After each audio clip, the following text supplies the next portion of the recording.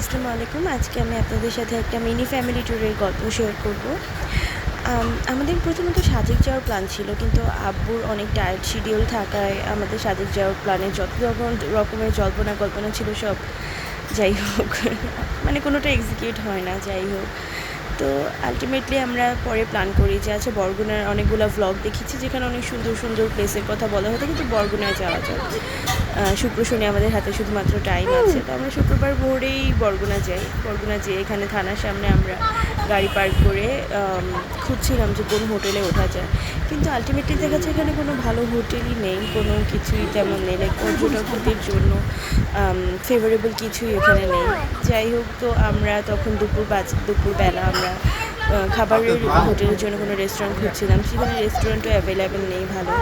আমরা যেখানে ছিলাম পাথরঘাটাতে, তো এখানে আমরা আর তখন অনেক দেরিও হয়ে গিয়েছিল, তো আমরা দুপুরবেলা যেটাই পেলাম হোটেল সামনে আমরা ওখানেই লাঞ্চ করে নেই। লাঞ্চ করার পরে আমরা মেনলি নীলিমা পয়েন্টের জন্য রওনা হই, কারণ আমরা যেখানে ছিলাম সেখান থেকে নীলিমা পয়েন্ট অনেক কাছে ছিল, এবং আমি ব্লগে শুনেছি যে নীলিমা পয়েন্ট অনেক সুন্দর, এবং সবচেয়ে বেশি পাথরঘাটার সবচেয়ে সুন্দর প্লেস দেখার জন্য হচ্ছে নীলিমা পয়েন্ট। তো আমরা সেখানে যাই। নীলিমা পয়েন্ট অবশ্যই সুন্দর, আমি বলবো না সুন্দর না, কিন্তু ব্লগে বলা হয়েছিল এটা নীলিমা পয়েন্ট মোটামুটি পাথরঘাটা সবচেয়ে সুন্দর পয়েন্টের মধ্যে একটা। তো যখন যতটা এক্সপেকটেশন ছিল সেই এক্সপেকটেশন ফুলফিল করতে পারেনি নর্মালি এই প্লেসটা আমার, তো আমাদের কারোরই পারেনি। তো আমরা একটু হতাশ হয়েছিলাম, কিন্তু তারপরেও আমরা নিজেদের মধ্যে এনজয় করছিলাম। ফ্যামিলি অ্যাকচুয়ালি সাথে থাকলেই যেখানেই থাকি। আর আমরা মোটামুটি প্রতি বছরই দেখা যায় ম্যাক্সিমাম টাইম আমরা সি বিচে ঘুরতে যাই, বা এই টাইপের লাইক সমুদ্র সৈকত টাইপের জায়গাগুলোতেই মেনলি ঘুরতে যাওয়া হয় সবাই একসাথে একটা ফ্যামিলি টাইম কাটানোর জন্য। তো যাই হোক, এরপরে আমরা পাথরঘাটা থেকে ডিসিশন নেই আমাদের কুয়াকাটা যেতে হবে, কারণ পাথরঘাটায় এত দেখার মতো কোনো সুন্দর জায়গা নেই। আমরা সেই রাতেই ডিসিশন নেই যে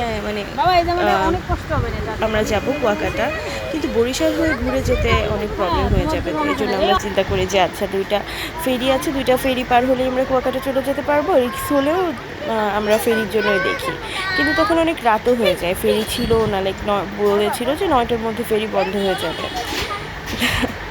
যাই হোক, আমরা রিক্স নিয়েই আলটিমেটলি ফেরির উদ্দেশ্যে রওনা হই, যে পাওয়া যায় কিনা যেয়ে দেখি। কিন্তু যখন দেখলাম যে 9টা বাজে আমরা একটা ফেরি পেয়েছি, তো লাকিলি ফেরিটা আমরা পেয়েছি, কিন্তু 2টা ফেরি পার হতে হবে। ওই দিন 4টা এত সুন্দর ছিল, আর ফেরিতে অন্যরকম অনুভূতি ছিল, কিন্তু সেকেন্ড ফেরিটা আমরা পাই না।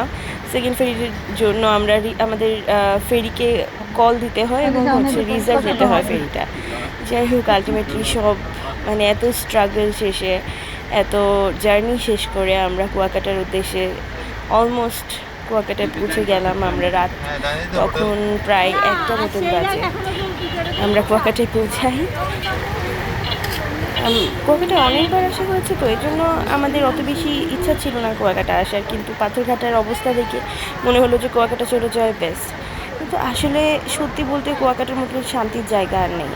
কুয়াকাটা এত বেশি শান্তি, আসলেই শান্তি অনেক বেশি, পিস। সমুদ্র সৈকত দেখলেই মন ভালো হয়ে যায় এরকম।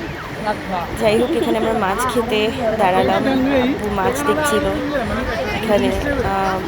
এখানে আমরা অনেক কুয়াকাটার মতন মাছ আসলে কোথায় পাওয়া যায় না, তো সুন্দর করে ভাজি করা মাছগুলো।